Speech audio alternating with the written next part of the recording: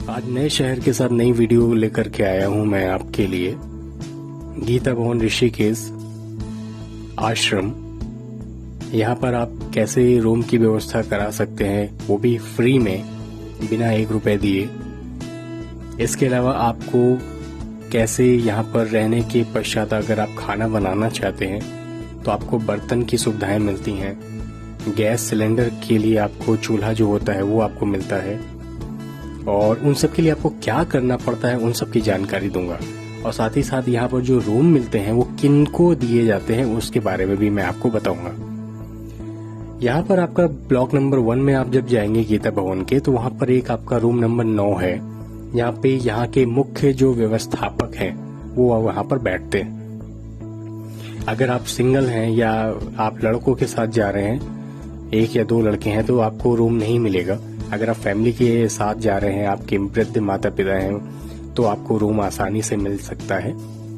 यहाँ पर आपको जाकर के बताना होता है कि आप किस पर्पस के लिए यहाँ पर आए हैं। वैसे गीता भवन में लोग जो आते हैं वो यहाँ के शांत वातावरण में रहते हैं। एक काफी अच्छा मंदिर बना हुआ है गीता भवन के, जहाँ पर रोज सुबह और शाम भजन होता है, कीर्तन होता है। लोग वहाँ पर आते हैं, सम्मिलित होते हैं। और ठीक गेट के जो ब्लॉक नंबर 1 है उसी के सामने गीता भवन का एक घाट, स्नान घाट बनाया गया है, जहाँ पर पूजा पाठ की जाती है। साथ ही साथ वहाँ पर भजन कीर्तन होता है गंगा घाट के ठीक किनारे। और कैंटीन की सुविधा क्या है वो मैं आपको बता दूं।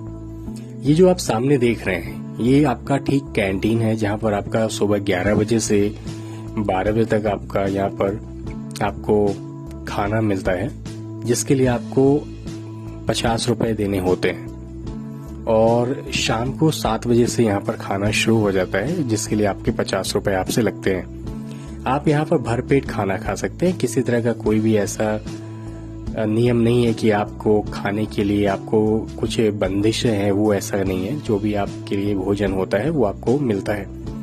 2 तरह की सब्जी, 1 दाल, और सादा खाना रहता है बिना लहसुन और प्याज का, वो आपको मिलेगा।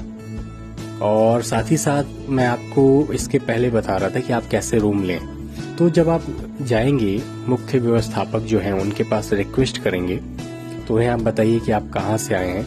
आप सभी के पास, जितने लोग आप रुकना चाहते हैं उन सभी के आपके पास आधार कार्ड होने चाहिए।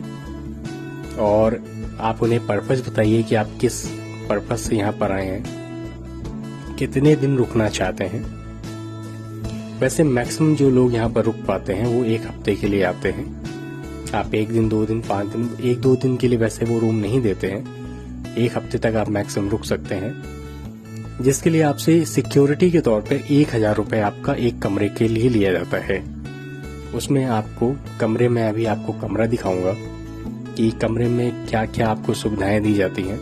जो 1000 रुपए आपसे सिक्योरिटी के तौर पर रखा जाता है, वो आप जब कमरा खाली करते हैं तो आपको वापस किया जाता है। तो ये कमरा है जो मैं आपको बता रहा हूँ। ये कमरा है जहाँ पर आपका एक फैन है, 2 आपके तख्त हैं, अलमारी है। ये आपका नहाने के लिए।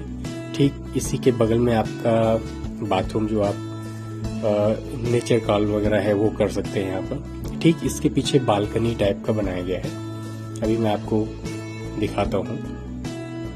यहाँ पर ठीक एग्रीकल्चर के लिए लोग यहाँ पर इससे जो ये लैंड है उसका इस्तेमाल करते हैं, जो आश्रम वाले हैं। और साथ ही साथ मैं अब आपको आगे और लेके चलूंगा।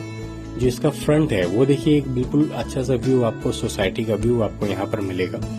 यहाँ पर आप लहसुन प्याज का खाना नहीं बना सकते हैं। साथ ही साथ ये किचन है, जो मैंने आपको गैस चूल्हे के बारे में आपको बताया था, वो यहाँ पर आप खाना बना सकते हैं। यहाँ पर आपको झाड़ू दी गई है, वाइपर दिया गया है, आप उसकी सफाई करें। डस्टबिन है, डस्टबिन में कूड़े को रखें, और बाहर कूड़ेदान है, वहां पे आप जाकर के डालें।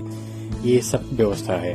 2 कुर्सियां दी गई हैं। ठीक इसी के बाहर आपको एक अलग से तख्त दिया गया है कि आप शाम को वहां पर बैठ सकें। ये अलमारी है जिसमें आप अपने सामान रख सकते हैं। इन सब के लिए आपसे कुछ भी नहीं लिया जाता है, बस आपको यहाँ पर साफ सफाई रखनी है। और साफ सफाई रखने के साथ साथ जो यहाँ के नियम है, बिना लहसुन प्याज के भोजन करें। और इसके अलावा आपको जो मैं रूम के लिए बता रहा था, जो सिलेंडर होता है उससे आप जितना भी इस्तेमाल करेंगे सिर्फ उसके हिसाब से, पर केजी के हिसाब से। अगर आपने आधा किलो यूज किया तो उस हिसाब से आपको पैसे देने हैं। और किसी भी तरह का कोई जो बर्तन मिलता है उसका पैसा नहीं लगता। ये सामने देखिए ना, मैं सोसाइटी के बारे में जो बताया, इतना खूबसूरत है। सामने आपका ये मणिकुंड धाम पर्वत भी है।